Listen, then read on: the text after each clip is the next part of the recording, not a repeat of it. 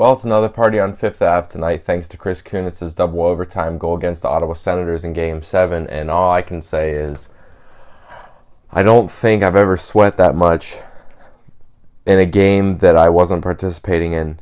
Just unbelievable. Credit to them for making their second straight Stanley Cup final. Now we're here. It's Game 2. The series is going to be continuing. Looking back at Game 1, Patrick Hornquist found his way back into the lineup after missing a little bit of time. All I can say is the scoreboard was not telling of the game. The Penguins went 37 minutes and 9 seconds without registering a shot against Nashville. Luckily, after Nashville came back to tie the game, Jake Gensel at 37 minutes and 9 seconds without a shot put the next shot into the net, which happened to be the difference maker in that game. Pekka Rinne just does not have a great career against Pittsburgh Penguins. He only has one win against them, and it was in relief duty. In games that he started against the Penguins, he's now 0-6-2 with a .379 goals against average and an .861 save percentage. So normally they say history doesn't tell the whole story, especially in the Stanley Cup Finals, but I don't know. Game 1 said otherwise. Defensively, what Nashville did the best was try to eliminate the entry passes that the Penguins used to get their offense going. I would look going forward for the Penguins to use a little bit more dump and chase. Not that I necessarily love dump and chase, but I think it's one of the adjustments that need to be made to help them get more time in their offensive zone and generate more shots. But we're going to talk more about the series coming up. I just wanted to talk about Game 1 so far and how everything has gone in the series so far. Next, I would like to talk about the Memorial Cup. That's right, Mark. The Windsor Spitfires took home the Memorial Cup this past weekend. As I said going into the tournament, they had the best goalie, they had the most players signed or drafted by NHL teams, and they had the freshest legs out of any of the 4 teams that were competing in this tournament, and it ended up helping them out. Michael DiPietro was solid in between the posts for them. They just looked like the team with the fresher legs in this tournament, and they had those players that are NHL prospects step up in big opportunities for them. More specifically, 2 Montreal Canadiens prospects really helped them out in this tournament.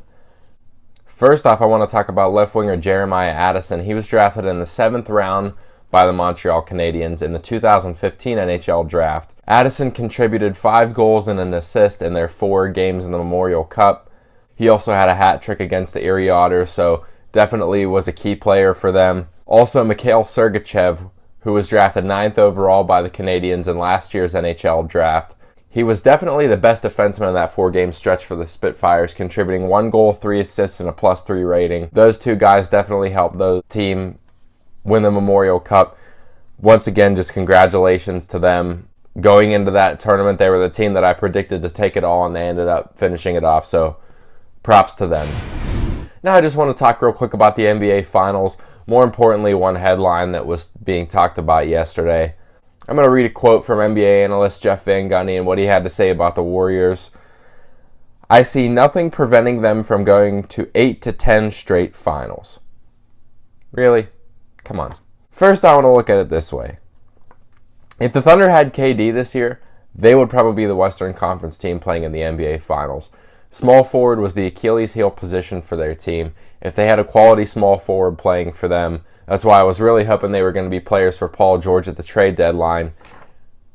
If they had a quality small forward, I think they would have been playing in the NBA Finals. So the Thunder is a team that potentially could have beaten them to get to the Finals this year. Now you look at the Spurs.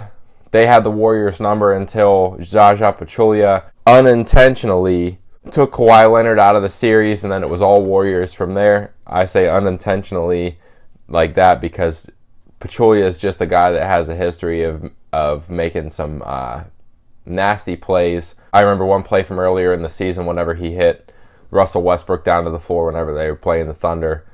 He's tried to injure Kawhi before. If Kawhi Leonard was healthy, the Spurs might have taken that series.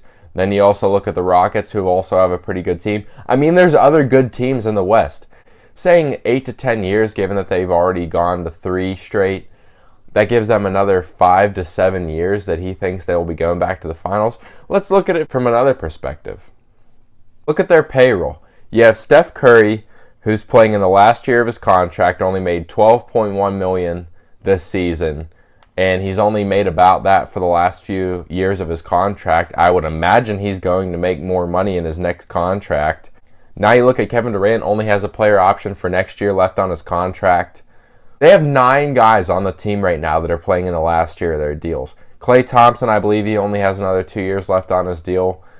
Draymond Green, I believe he has 3 years left. He's the only guy that has that many years left on his contract, I believe. They're just going to have a lot of money owed to these guys going forward. So I don't think this team that they have right now is the team that you're going to see for the next 5 to 7 years. So I don't think they'll make 8 to 10 straight finals. You already have them. There's already speculation coming out of them possibly trading Klay Thompson to the Celtics for the number 1 overall pick.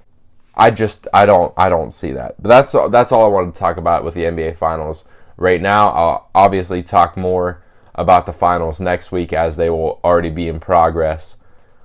But that's just one thing that I wanted to talk about today. Now let's get into the social media questions. First off, we have a question from Drew. Drew asks, how do you feel about the Tiger Woods DUI this past weekend?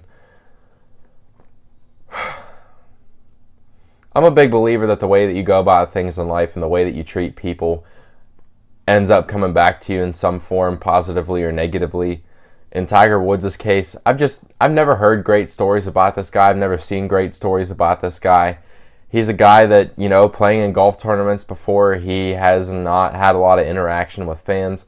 I also read another story where, he was trained after his father passed. He was training a lot with the Navy SEALs, going out, shooting their ammo, spending a lot of time with them. And one day he decided to take them out to lunch, and it came time for the check to come, and he just kind of, pulled his hand back a little bit, even though he had the most money out of all guys sitting at that table. Definitely should have picked up the check, especially the fact that you're using all their ammo and all their time and whatnot. Aside from that, they're Navy SEALs, and you're a golfer. Like, pick up the check. It's a respectable thing to do.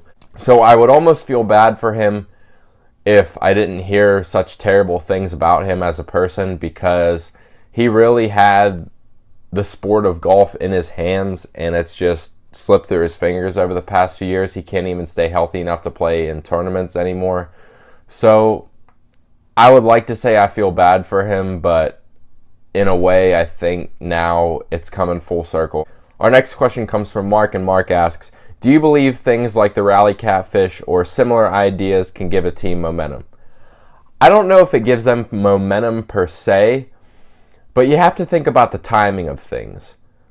This guy that threw the catfish on the ice in Game 1, I don't really have any problems with it, really, other than the fact that, pretty much wasted time. But that's the thing. That's what it did. It wasted time. The Penguins had a real momentum going. They were definitely they didn't play as the better team at first, but once they started scoring, they were playing as the better team. Catfish comes onto the ice. They go all that time without a shot. I don't think it was fully because of the catfish. I mean, Nashville obviously made adjustments and played some really great defense against the Penguins. But I think there's things that can happen that just throw off the momentum of another team if they have going. I mean, look at the Penguins and Capitals series. In Game 7, the Capitals came out flying in that game. There was one stoppage in play. Fleury went over to the bench to have his equipment checked for a couple minutes. And then it just looked like the Penguins were the team that were firing back at them. So, I mean, there's certain things that I think can happen at certain times that can affect what's going on in the game. I don't know that things like that can create full momentum shifts, but look at it this way. Look at pitching in baseball.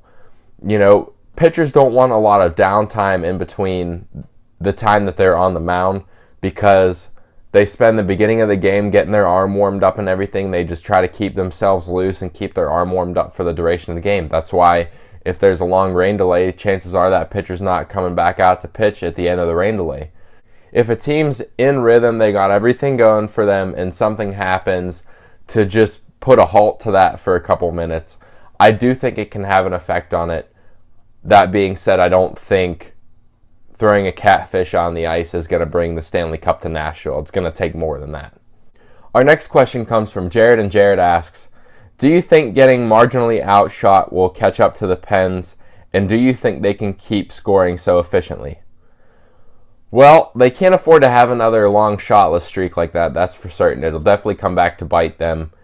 As I said before, the Penguins were outshot in almost every start Marc-Andre Fleury had in the playoffs this year, and it took Marc-Andre Fleury pretty much being a brick wall for them to win games. So they definitely need to get more shots off. They need to get more shots on Rene, especially the fact that his career numbers against the Penguins are so bad.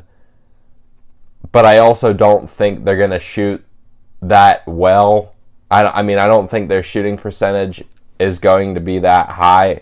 I mean, that was better than most NBA teams had from behind the three-point line this past year. So, I don't think their shooting percentage is going to be that high. I mean, that was better than most NBA teams had from behind the three-point line this past year. So, I mean, I don't think they're going to score at that type of rate again in this series, but they need to keep putting shots on net, because obviously you saw that not even the best shots gave them a pretty good chance of scoring goals. Our last question comes from Ryan, and Ryan asks, why is Scott Wilson in the lineup over Carl Hagelin? Well, I think it's because of what you've seen in these playoffs. You know, there's been players from every team that have gone after the Penguins' star players, and I think the Penguins just want a physical presence out on the ice at some times because of the physical presence that some of the other teams have brought, especially of their star players, as I said. And Scott Wilson, I mean, he has 54 hits in 16 games, so obviously he's out there to hit. He also has 5 points, but he hasn't helped with scoring recently that I could think of. Well, I think something is still bugging Carl Hagelin. He only has 1 goal and a -3 rating in 11 games, so obviously he's not playing his best hockey right now. I also don't see Tom Kuhnhackl making his way back in the lineup. He wasn't necessarily contributing a lot whenever he was in, and he didn't put up any points in the Stanley Cup Finals last year, so I really think it comes down to Hagelin and Scott Wilson making a choice between the two. Like I said, Scott Wilson brings something different to the table with his physicality, and I think the coaching staff likes that. That's why I think he's in the lineup right now over Hagelin. Well, as I said before, it's another party on 5th Ave tonight. If you'd like to purchase this shirt or any other Penguins playoff shirts, head to pghclothing.com right now and get one from Pittsburgh Clothing Company. Thank you, and as I always say, hopefully we have some great Penguins news to talk next week. Have a good one, guys. Today's show is brought to you by Shaw's Bait Company. For more information, please visit their Facebook page.